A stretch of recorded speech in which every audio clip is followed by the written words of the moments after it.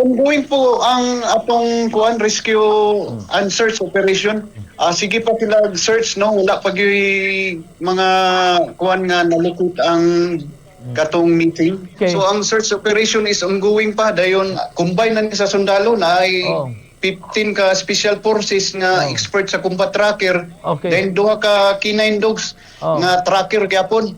Okay. So naapay mga drone nga gigamit sa DNR, sa Del Monte o kining naay private company nga drone nga naay thermal drone. So far wala pa gid siya ma-locate. Base sa kuan mga 63 sila ka buok nga ang nisaka.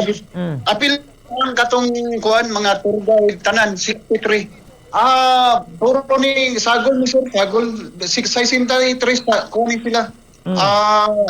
Sagol ni mga batanon o mga kuan antong ang istorya ani no base sa atong investigasyon nagpabilin siya dito sa katong first camp kay nagpahuway naglingkod dayon gipaabot niya atong last sweeper tour guide so giingnan sa atong second to the last nga nganong nagpahulay man ka nga kuan ingon siya nga pahuway sa ako diri kay gikapoy daw then musunod lang siya sa katong last sweeper kay na may sweeper anak nga tour guide gyapon pinakalas pero pag abot sa katong pinakalas nga sweeper sa katong gipahulayan niya wala na siya dito.